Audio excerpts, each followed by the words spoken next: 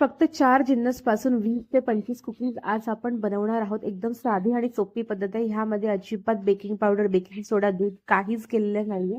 तर चला वेळ न वाया घालवता पटकन रेसिपीला सुरुवात करूया. सर्वात पहिले तर इथे मी घेतलेलं आहे सॉफ्ट बटर. तुम्ही कोणतंही इथे बटर वापरू शकता. मी इथे डिलिशियसचं बटर वापरलेलं आहे. आता यामध्ये घालते मी कॅस्टर शुगर. जर तुमच्याकडे कॅस्टर शुगर नसेल तर तुम्ही ह्या जागी पिठी साखर सुद्धा वापरू शकता. मी ही साखर घरामध्येच थोडीशी मिक्सरला बारीक करून घेतलेली आहे. आता ही साखर आपल्याला बटरमध्ये छान अशी मस्त सॉफ्ट होईपर्यंत अशीच कंटिन्यू मिक्स करत राहायची जोपर्यंत आपलं बॅटर सॉफ्ट होत नाही. ही बघा, ही आहे परफेक्ट कन्सिस्टन्सी. आणि या सगळ्या स्टेप्स तुम्हाला अशाच फॉलो करायच्या जशा मी सांगितलेल्या आहेत. आता यामध्ये आपल्याला घालायचं आहे 145 ग्रॅम एवढा मैदा.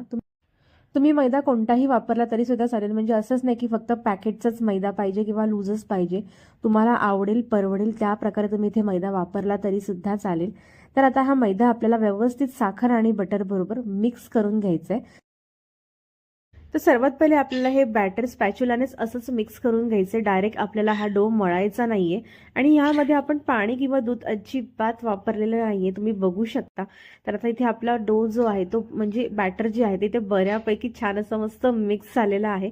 आता आपण स्पॅच्युला काढून घेऊया आणि आपल्याला हाताने व्यवस्थित असायचा छान कुकी डो बनवून घ्यायचा आहे. तुम्ही बघू शकता आपल्या बटर आणि साखरनेच हा डो बनतो आणि ह्याच्यामध्ये साधारण 20 ते 25 कुकीज आरामात बनतात.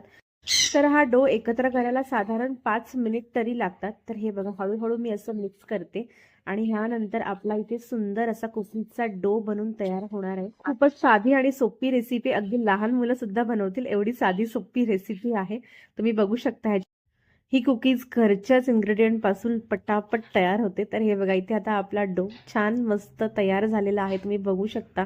आता यामध्ये आपण थोडंसं ट्विस्ट म्हणून टुटी फ्रुटी ऍड करूयात. लहान मुलांना टुटी फ्रुटी खूपच आवडतात. तर मी ते कलरफुल टुटी फ्रुटी होत्या माझ्याकडे, त्या मी घेते. तुम्ही ह्या बिलकुल ऑप्शनल आहे. जर तुमच्याकडे नसेल तर तुम्ही नाही ऍड केलं तरी सुद्धा चालेल.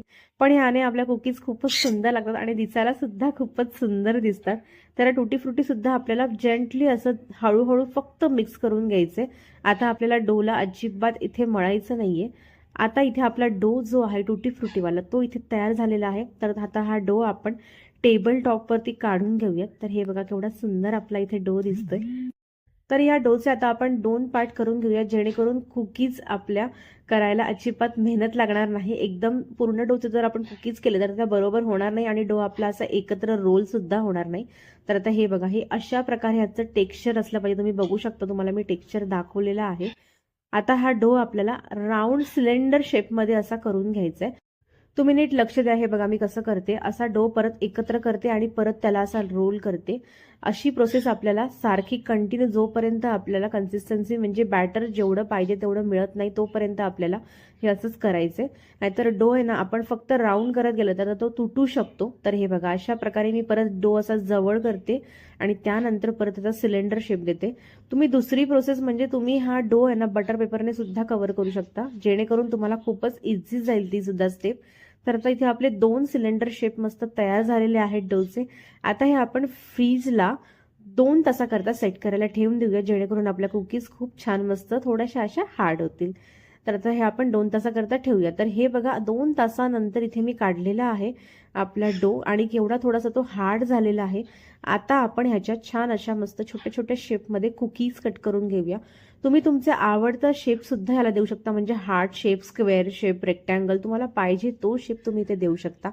पण मी इथे राऊंड शेप दिलेला आहे आणि तुम्ही बघू शकता केवढा इझिली या कुकीज कट होत आहेत. म्हणजे हे बघा, जास्त मेहनत घ्यावी लागत नाहीये अजिबात आणि केवढ्या सुंदर सुद्धा दिसत आहेत. शिवाय यामध्ये आपण बेकिंग पावडर, बेकिंग सोडा, दही काहीच वापरलेलं नाहीये. त्याशिवाय आपल्या कुकीज ज्या तयार झालेल्या आहेत. तर हे बघा, इथे आता मी सर्व कुकीज अशा कापून घेते आणि सर्व आपल्याला ह्या कुकीज ज्या आहेत त्या बेकिंग ट्रेवरती छान अशा मस्त अरेंज करून घ्यायच्या. तुम्ही खाली ते बटर पेपर वापरला तरी सुद्धा चालेल, पण मी डायरेक्ट अशाच कुकीज ठेवलेल्या आहेत. तर हे बघा, इथे आपल्या कुकीज आता तयार झाल्यात आणि ह्या आपण बेक करूयात 175 डिग्रीवर 12 ते 15 मिनिटाकरता. तर हे बघा, इथे 15 मिनिटानंतर आपल्या कुकीज केवढा छान मस्त तयार झाल्यात आणि केवढा सुंदर सुद्धा ह्याला कलर आलेला आहे. तुम्हाला मी एक कुकीज उचलून दाखवते. हे बघा केवढी सुंदर आपली इथे कुकीज दिसते. तर तुम्हाला आजची रेसिपी कशी वाटली हे मला कमेंट करून नक्की सांगा आणि व्हिडिओ आवडला असेल तर प्लीज माझ्या व्हिडिओला एक लाईक शेअर सबस्क्राईब करा